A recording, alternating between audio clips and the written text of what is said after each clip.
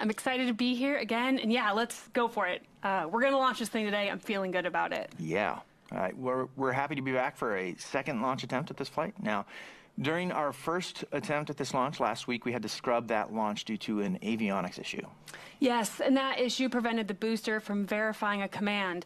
But we've since replaced the components involved in sending and verifying that command, and the new components have checked out successfully. All right. Great news there. Well, today marks the 29th mission overall for our new Shepard flight program. And for those joining today who didn't get to tune in for the first attempt, it's a really special one. Today, it's all about the moon. Yes, we're going to be spinning up the capsule today to simulate lunar gravity for all of our payload customers on board. Completely unique. We haven't done this before. We've got a lot of folks at Blue who've been looking forward to this specific flight for a very long time. Tell us more about what's up today. Yeah, so there's no crew on board today's flight, but we are flying a payload mission. And one neat thing about our system is that we can interchange all of our modules, our capsules, our engines, as well as our boosters. We can kind of mix and match them. So you might remember a couple missions back, we launched an all-new capsule and booster combo. That was back on NS-29. Today, we're flying the reusable booster from that mission, but the capsule we use for payloads is in action today. And that's been in flight since 2017 and has seen a lot of space action so far. Yeah, we've seen that thing fly a lot. It's had 10 flights so far, that capsule. And overall, this is the 14th payload flight for New Shepard. After today, we're going to have 175 payloads that we've flown to space. Now, we know that we have 3 capsules now, and 2 boosters are in service to better address all the demand that we're seeing from payloads and from astronauts. Yeah, and speaking of astronauts, you know, we're already seeing that demand happen and increase. You know, we've flown 47 people above the Kármán line so far, and that accounts for nearly 7% of all astronauts to date. It's a thrilling time, so much good stuff happening across the space industry. And with seeing New Glenn make its first flight just a few weeks ago, we here at Blue feel like it's an all-new era. That's amazing.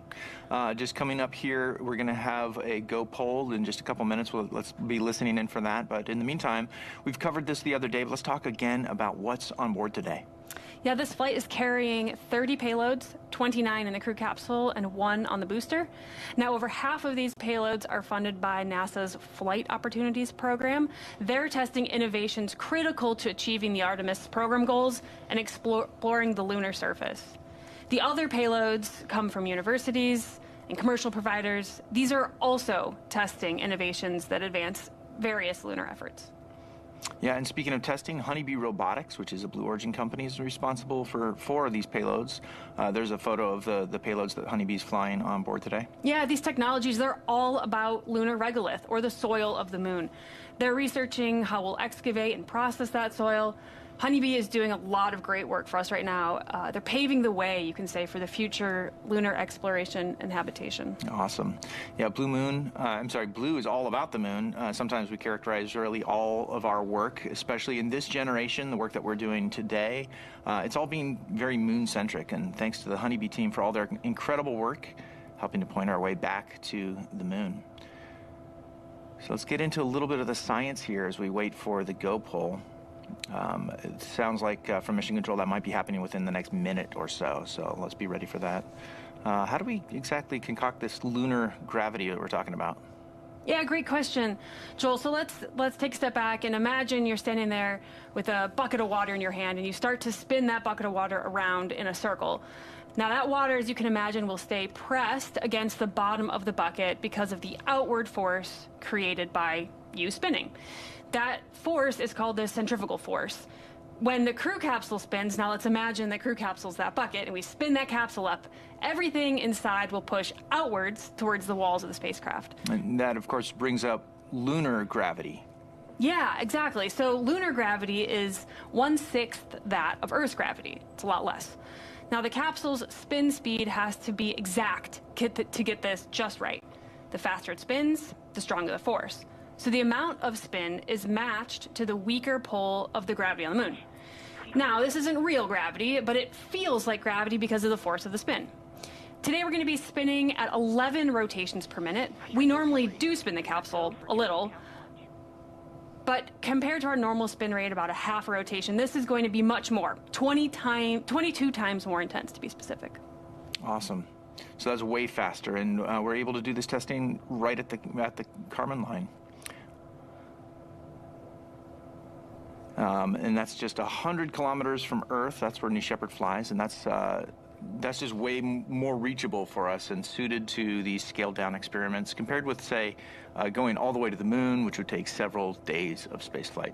I know, right? It's so important here that the range of experiments that we're able to run, it's incredible. Imagine what it takes to go back to the moon now to stay, right?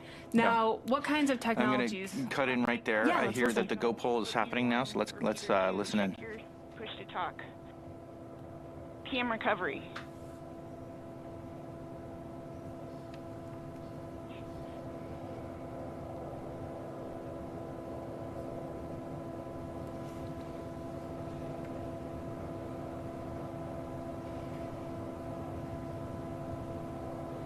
Booster commence terminal count. We'll go.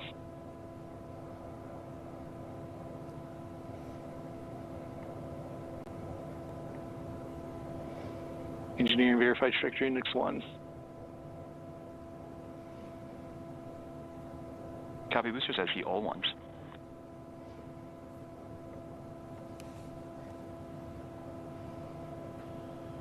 Enabling onboard power.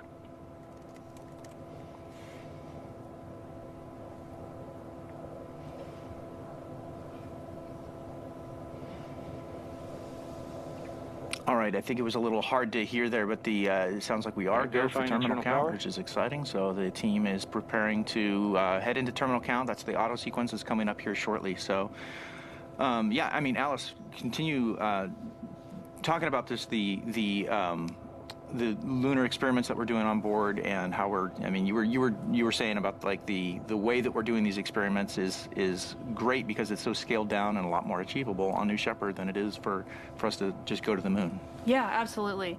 We're watching the clock here, T-minus 6 minutes, but technologies that it's going to take to get back to the moon. Specifically, we're talking about things like in situ resource utilization, or ISRU, dust mitigation, advanced habitation systems, sensors and instrumentation, small spacecraft technologies, as well as entry, descent, and landing technologies. Now, that's quite a full range of lunar testing that we're able to do today. Yeah, it's amazing. The simulating the moon's gravity up till now was only possible for a few seconds with centrifuges or parabolic flights. So between that and actually going to the moon sits New Shepard. It's kind of filling that sweet spot in the middle, showing that these technologies can be tested at a lower cost with immediate results and over minutes of data collected, not just a few seconds. Yeah, with this new capability, NASA can now expose their payloads to lunar gravity for a longer duration, like you said, Joel, about 2 minutes today, and they can test much larger payload sizes.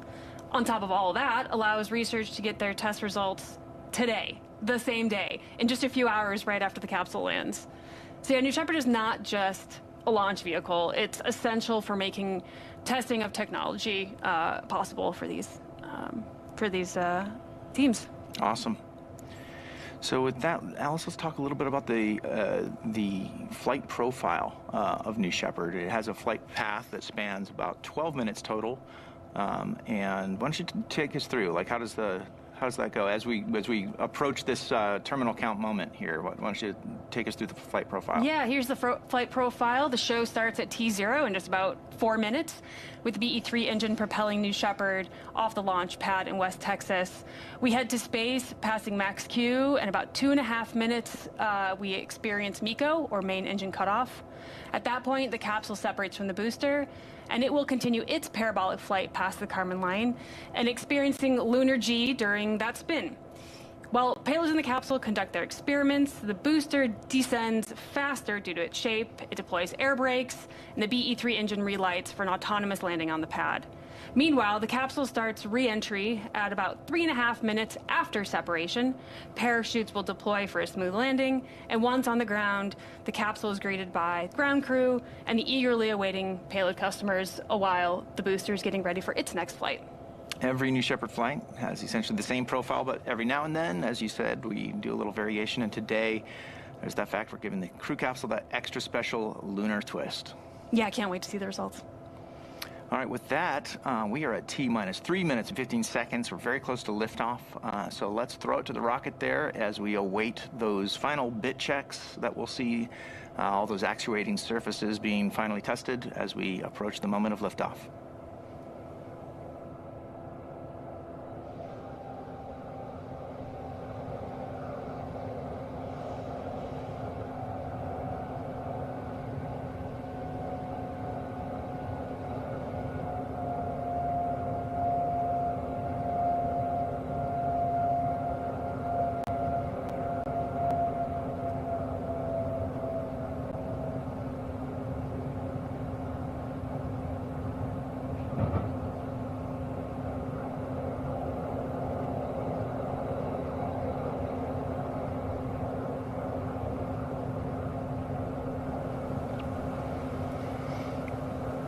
All right, welcome back. This is the NS-29 mission for New Shepard, the 29th for the program and the 14th payload flight for New Shepard. Very exciting. We are in auto sequence right now as the vehicle is basically taking over command of itself. It's becoming autonomous now.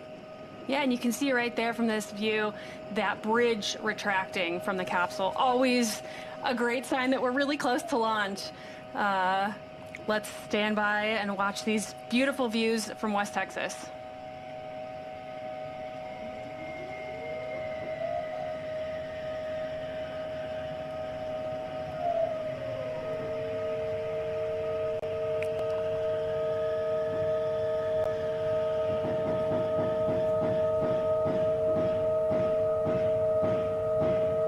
And there are the aft fin checks. You can see those moving back and forth. We do that right before liftoff to make sure we can steer the vehicle on ascent and descent. We're coming up here to T-minus 1 minute and 5 seconds. The vehicle is coming alive. You can hear that. I know. It's incredible. The sounds of the launch pad.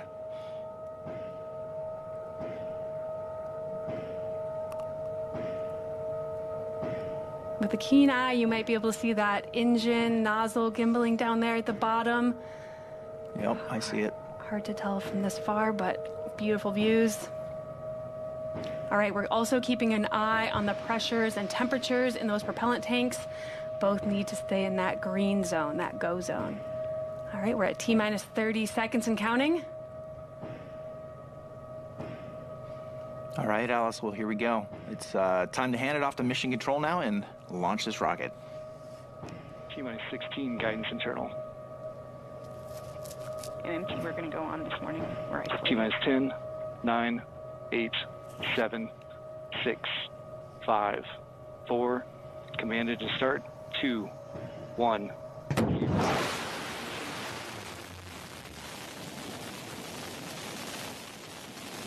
And liftoff.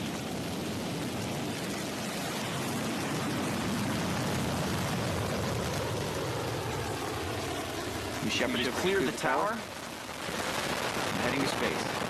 And you'll note the altitude and speed graphics that are appearing on the lower side of your screen there. They are tracking both vehicles together, specifically the crew capsule. Once we hit that moment of separation, it'll continue to track the crew capsule's speed.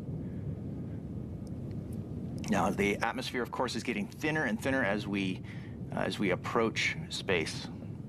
10,000 feet. BE-3 at the moment is approaching 100% power level. And next up, you're going to see max Q. This is the moment where the aerodynamic stress at the vehicle is on its maximum.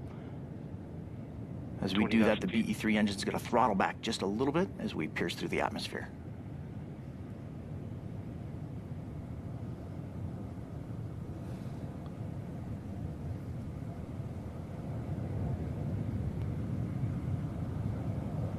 And we've passed max Q. So at this point, BE-3 is back to 100% of its power. It's accelerating faster and faster as it reaches up through the thinner, higher upper atmosphere. And the payloads are experiencing about 3 Gs on the flight at this moment in time.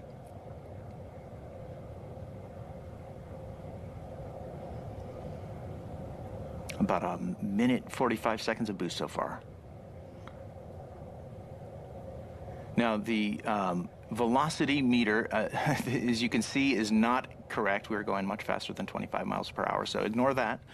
Trust your eyes as you watch that vehicle fly.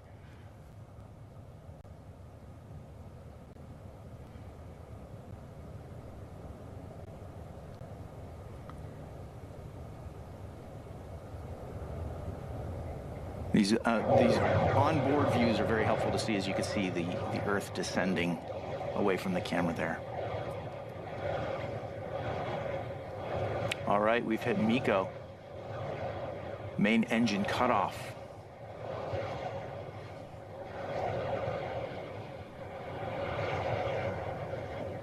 Shortly here, we'll see separation. All right, the 0G indicator there means that we have reached separation of the two vehicles, and now the crew capsule and the booster are now coasting to their apogees simultaneously, and you can see that clean separation now between those two vehicles. Very, very pretty. That's a good, clean view.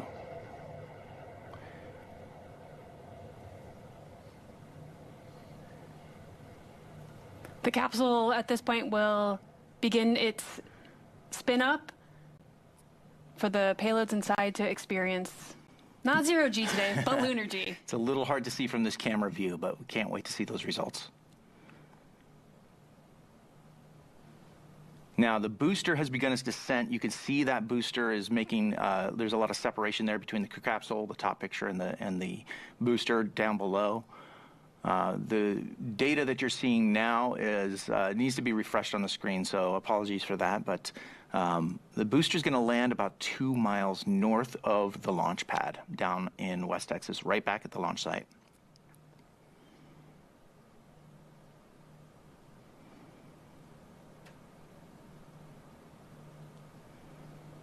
And I'm hearing that the crew capsule is at full lunar G roll, so it has reached full lunar G.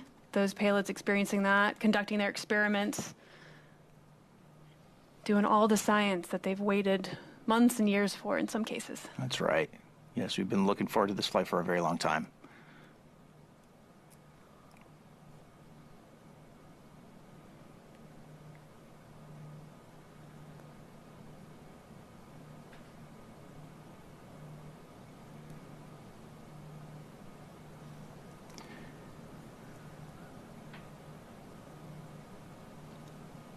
Now, you notice the last time we tried to do this launch, there was a cloud cover. Today, there's no clouds, so our long-range cameras are able to clearly see the view all the way up to space and track both vehicles together. And you can see that booster is descending. Now, it's at this point in time, it's re-encountering the atmosphere, and it'll begin using its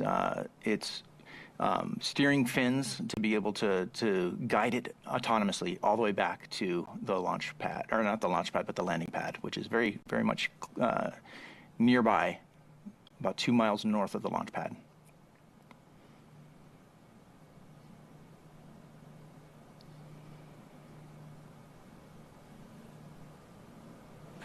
At this point, the capsule has also reached its apogee, and it is still spinning, but it will begin to slow down as it and stop spinning as we re-enter the atmosphere here shortly.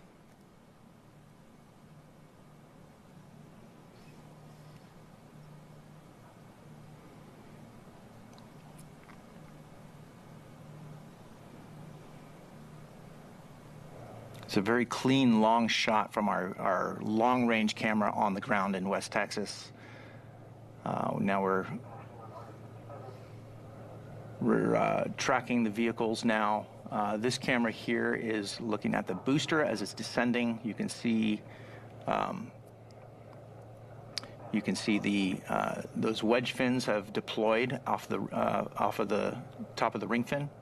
And so it's able to steer its way back, and shortly here we should see booster relight.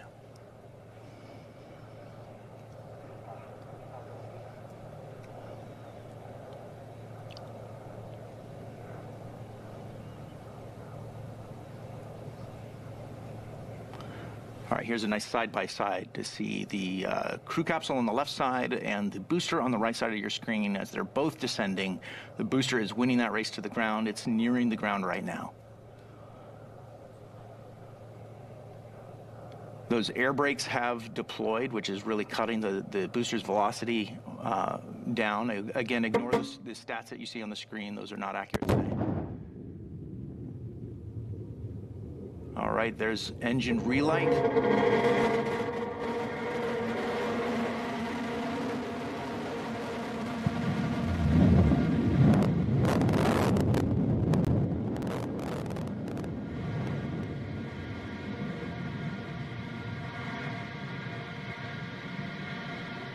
And touchdown.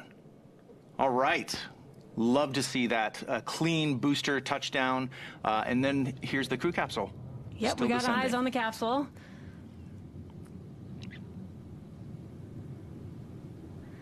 As you've noticed, it stopped its spinning maneuver. The payload's inside. We are re-entering the atmosphere. We've experienced up to 5 Gs on descent. We're awaiting parachute deployment. Let's take a look.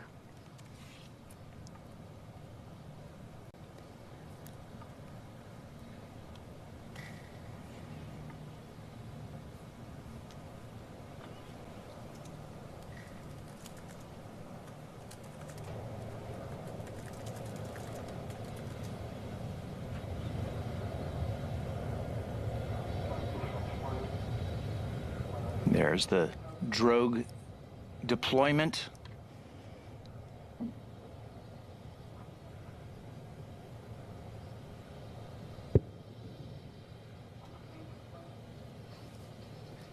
And there you see the main parachutes being pulled out by those drogues.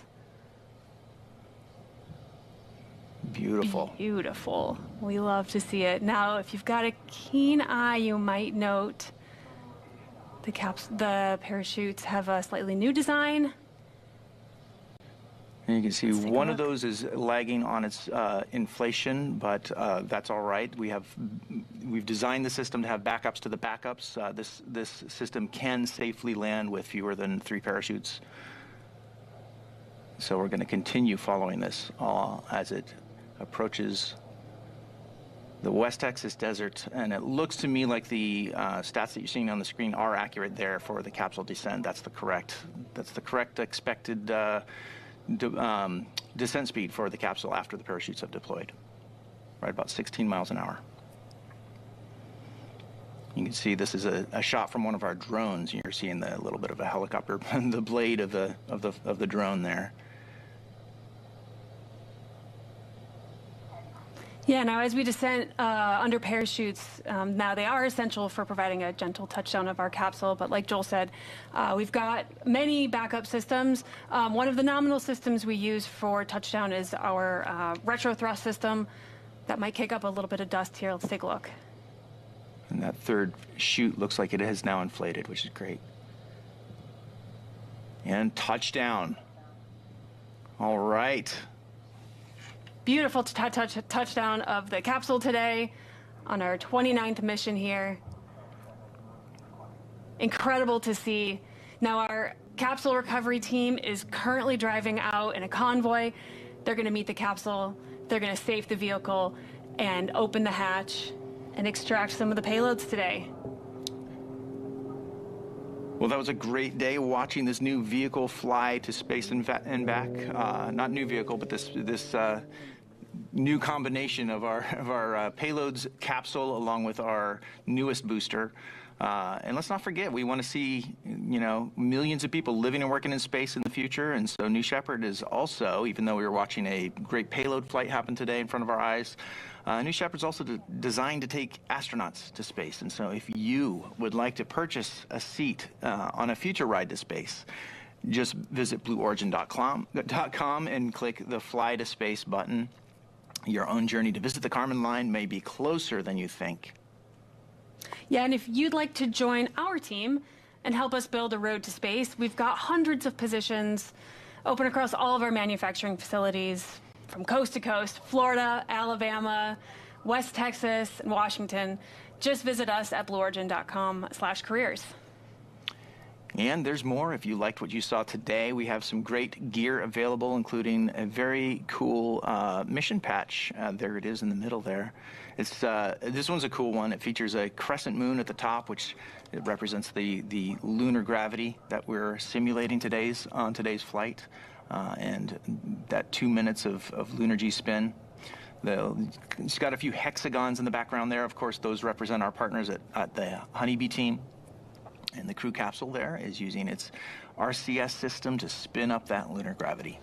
Yeah, and maybe my favorite feature of this patch, and really any patch that I've never seen a patch like this, the street art style, is our way to show off the modular vehicle liveries that we flew today between the booster and the capsule. Very creative. Well, hey, my name is Joel Eby, and for me and for Alice Watts here, and for the whole team at Blue Origin, thank you all for joining us today. Until our next launch, Gradatum Verociter.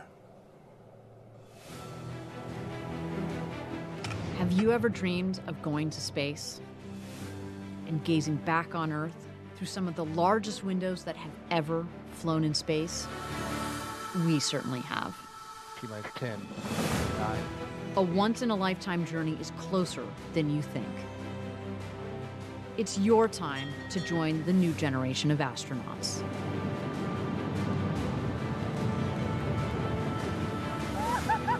To book your flight, visit blueorigin.com and click Fly to Space.